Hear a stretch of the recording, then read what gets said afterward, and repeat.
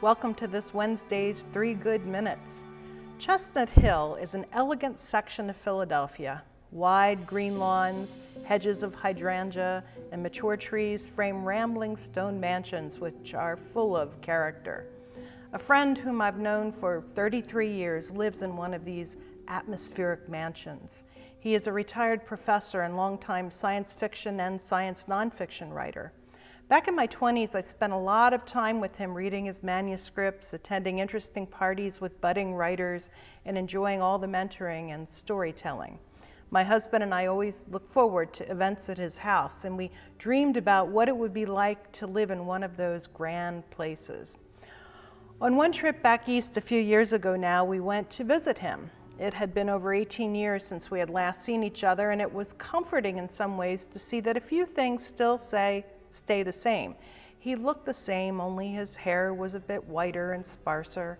His house was exactly as I remembered it, slightly messy, art everywhere, including originals by an artist whose geometric designs also hang in the Guggenheim, shelves and books in every conceivable place, oriental carpets, and 2 cats prowling about with no restrictions whatsoever.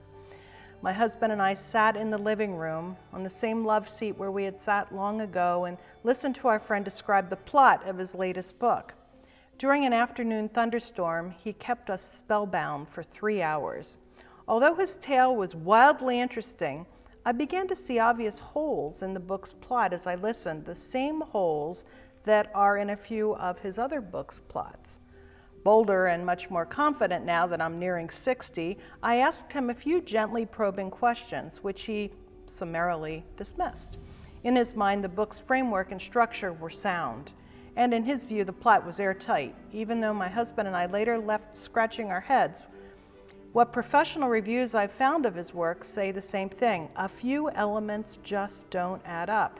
He has vociferously and publicly disputed those reviews.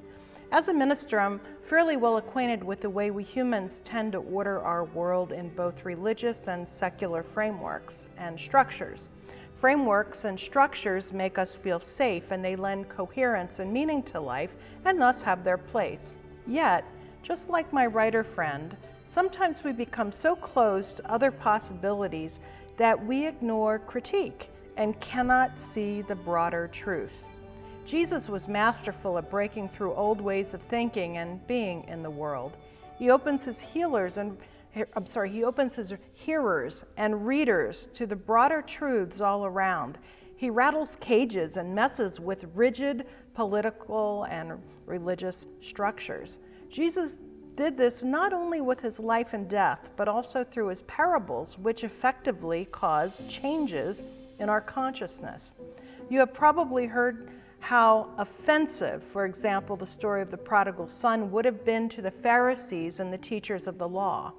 When I read the parables, I often feel a surrendering of my defenses and a release of empathy and emotion. I've learned that there's a certain richness in having my life critiqued and in having my mind and heart opened, even when I think my framework and structure are already worked out. Let us always, particularly during this Lenten season, stay open. There is blessing in awareness. Amen.